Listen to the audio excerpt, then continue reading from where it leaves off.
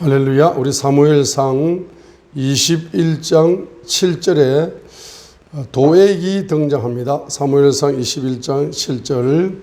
이제 그날 사울의 신하들 중 어떤 사람이 거기서 주 앞에 머물러 있었는데 그의 이름은 도액이요 그는 에돔 족속으로 사울에게 속한 목자들 중에서 가장 어뜸가는 자였더라. 사울의 정치 세력에서 가장 최측근 중에 측근인 사람이 에돔 족속 도액이라는 사람이 그 노업의 성막에 머물러 있었습니다. 그래서 사무엘상 22장 9절에 그때에 사울의 신하들을 다스리도록 세워진 에돔 족속 도액이 응답하여 이르되 이새의 아들 이 노업에 와서 아이두베 아들 아히멜렉에게 이런 것을 내가 보았는데 그가 그를 위하여 주께 묻고 아히두베 아들 아히멜렉 제사장이 다윗을 위하여 주님께 기도해 주고 양식도 주고 블레셋 사람의 칼을 그에게 주었나이다 라고 사무엘상 22장 9절부터 10절까지 다윗에게 밀고하는 장면입니다. 이런 밀고하는 장면을 들었을 때 다윗이 시편 52편의 시를 지어서 기도를 하는 겁니다. 자, 우리 시편 52편을 보겠습니다. 다윗의 시인데 시편 52편은 에돔 족속 도액이 사울에게 이르러 고하며 그에게 이르기를 다윗이 아히멜렉의 집에 왔나이다 할 때에 지은 시가 바로 시편 52편의 시다 이 말이죠. 다윗이 아비멜렉의 집에 왔나이다 라고 에돔 족속 도액이 사울에게 밀고할 때 밀고하는 소식을 듣고 다윗이 시를 지었습니다. 자, 그런데 그 시는 바로 대조법으로 기록되어 있습니다. 대조법으로 기록되어 있죠. 그래서 한 세 단락으로 나눌 수가 있습니다. 첫 번째 단락이 시편 51편 1절로 5절입니다.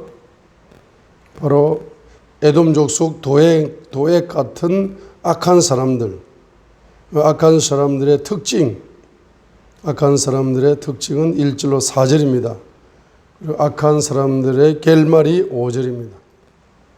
그래서 시편 52편을 세 단락으로 나누면은 1절부터 5절까지는 에돔 족속 도액 같은 악인 1절로 5절에 악인의 특징이 1절로 4절이고 악인의 열매가 5절이죠. 결론이 5절입니다. 그리고 이제 두 번째 단락이 6절로 7절입니다.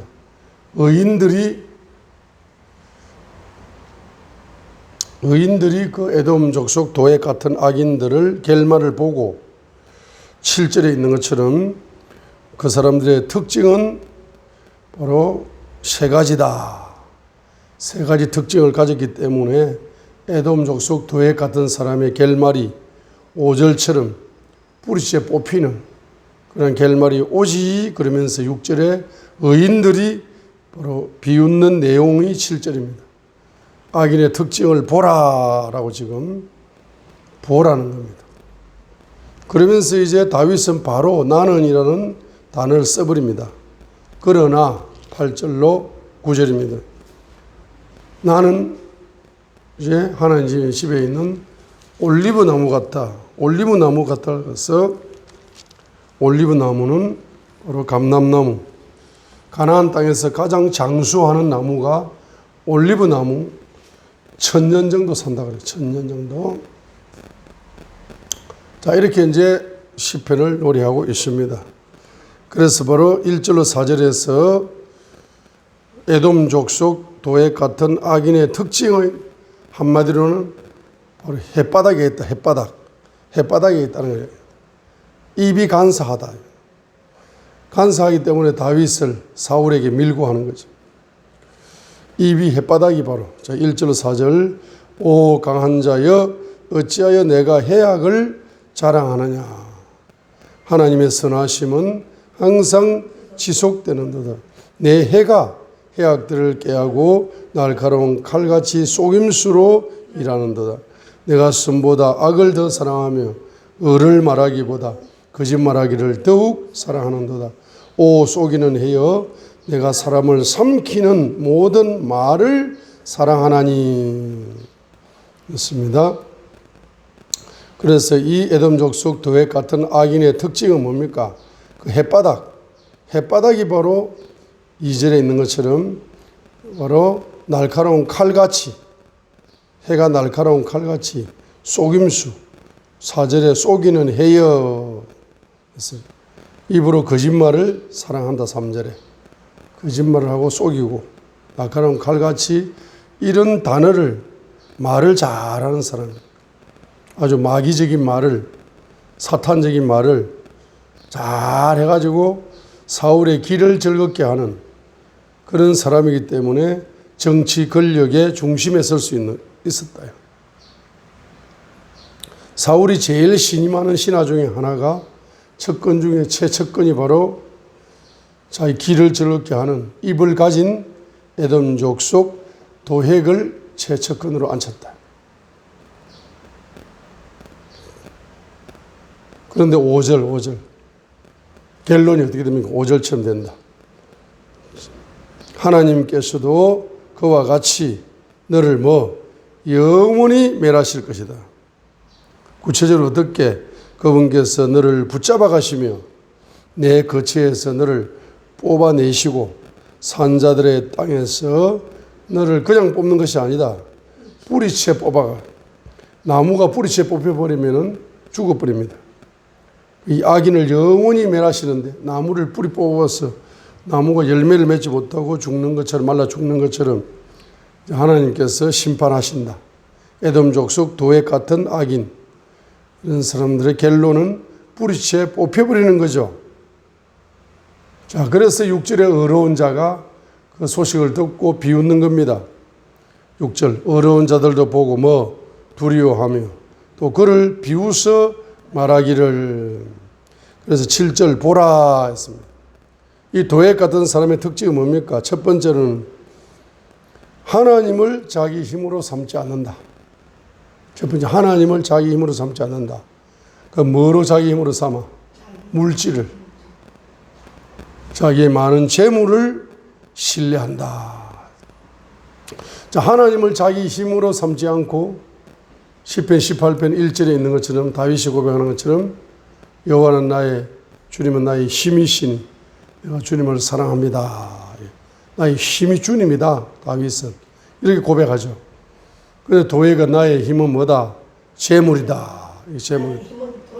돈이다. 이렇게 돈을 항상 1번으로 믿습니다. 신뢰합니다. 의지합니다. 자기 힘이야, 힘. 그래서 세 번째는 자기의 사악함으로 자기를 강하게 하던 자다. 어떻게 강해지느냐 하니까 물질을 가지고 악하게 뭡니까? 악한 일을 하는데 자기를 강하게 하던 자다. 그리고 이 도액의 특징은 뭡니까? 첫 번째로는 에돔 족속이라. 불신앙자입니다. 그래서 하나님을 힘으로 삼지 않고 돈을 힘으로 삼아가지고 돈이 제일이다 해가 돈을 긁어 모아가지고 돈이 많으니까 대통령한테 접근하기가 쉬워요. 그렇죠? 자기 물질을 신뢰해가지고 부자가 되니까 그 부를 가지고 뭡니까? 바로 정치인들에게 접근하기 쉬워. 그래가지고 그 돈을 가지고 뭡니까? 로비도 하면서 악하게 사용해가지고 자기를 강하게 하는 사람이라. 대통령 최측근도 되고 권력자가 되고 돈과 권력을 얻는 겁니다. 그런 사람이 누구다? 에돔 족속 도액이다. 근데 결론은 5절에 있는 것처럼 바로 뿌리채 하나님이 뽑아실 것이다. 라고 지금 다윗이 에돔 족속 도액의 결말을 자기 시로서, 기도 시로서 미리 선포를 하고 있는 거죠. 자, 그러면은 지금 누구를 잡으려고 한다? 사울이 누구를 잡으려고 해요? 도액의 정보를 듣고 누구를 잡아 죽이려고 해요? 다윗을 잡아 죽이려고 지금 하는데 다윗은 어떻게 되는가? 8절 다윗의 운명, 나의 미래적인 운명은 어떻게 될 것인가? 예언적으로 선포를 합니다. 자, 나는 하나님의 집에 있는, 하나님의 집이 어디죠? 성전이에요. 교회라, 교회. 그죠? 하나님의 집, 교회. 거기에서 뿌리를 내리는데 1000년 이상 열매를 맺는, 1000년 이상 열매를 맺는 푸른 올리브 나무 같다. 하나님이 뿌리를 뽑는 것이 아니라 뿌리를 점점점 1000년 이상 살아갈 수 있는 뿌리. 뿌리를 내리는 게 바로 신앙생활입니다. 신앙의 핵심은 뿌리를 내리는 게 기초고 핵심이죠. 그래서 이제 뿌리째 악인들은 뽑혀 나가지만 다윗은 하나님이 뿌리를 내려주기 때문에 1000년 이상 열매를 맺을 수 있는 올리브 나무처럼 되어. 왜 그러냐? 하나님의 긍휼. 하나님의 긍휼을 영원 무궁토록 신뢰하는도다. 하나님의 긍휼을, 영원한 긍휼을 믿습니다 하기 때문에. 그래서 9절에 주께서 그 일을 행하셨으므로 내가 주를 영원히 찬양하리이다. 또 주의 이름이 주의 성도들 앞에서 선함으로 내가 주의 이름을 바라리이다. 주의 이름은 어떤 이름이다? 주님은 어떤 분이다? 선하신 주님이다. 선하신 주님이다. 그래서 그 선하신 주님이 시편 52편 1절 보세요. 1절. 악한 자가, 강한 자가 아무리 날뛰더라도 하나님의 선하심은 계속 뭐 되고 있다? 지속되고 있는 거라. 하나님의 선하심은 악인들이 뭐 날뛰고 발광을 하고 온갖 것 다 해도 하나님의 선하심은 강물처럼 계속 지속적으로 흐르고 있다는 사실을 다윗이 뭡니까? 믿습니다. 믿습니다. 하나님의 선하심은 계속 흐르고 있다.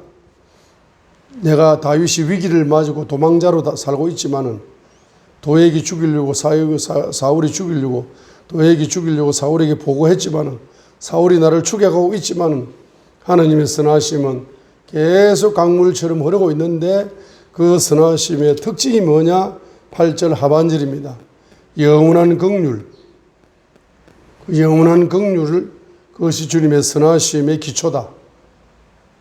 그래서 그 영원한 긍휼을 나는 신뢰하기 때문에 그리고 하나님의 이름을 내가 주님의 선하심을 내가 영원히 찬양하리이다. 9절 여기 영원히 찬양하리이다 있죠. 히브리어로 야다. 히브리어로 야다가 무슨 뜻이냐? 찬양하다는 뜻도 있지만은 감사하다는 뜻도 있다. 감사로 마침표를 찍는 거예요. 여기는 내가 주를 영원히 찬양하리이다, 야다하리이다, 영원히 찬양하리이다 이렇게 영어 성경에 기록되어 있죠. 히브리어로 야다입니다. 한글 개혁 성경에서는 영원히 감사하리이다 이렇게 또 번역을 해놨죠. 똑같은 말입니다. 그리고 9절에서 주를 찬양하고 주님께 감사하고 영원히 주의 이름이 선하시기 때문에 자 내가 주를 영원히 찬양할 것이다. 주님께 영원히 할 것이다. 감사할 것이다. 감사할 것이다. 자, 그래서 시편 52편 1절은 강한 자가 해악을 자랑하고 있다. 그러나 하나님의 선하심은 항상 지속되기 때문에 나는 할 거다? 감사할 거다. 그럼 시편 52편을 시편 136편의 명령을 따라서 적용을 해봅니다.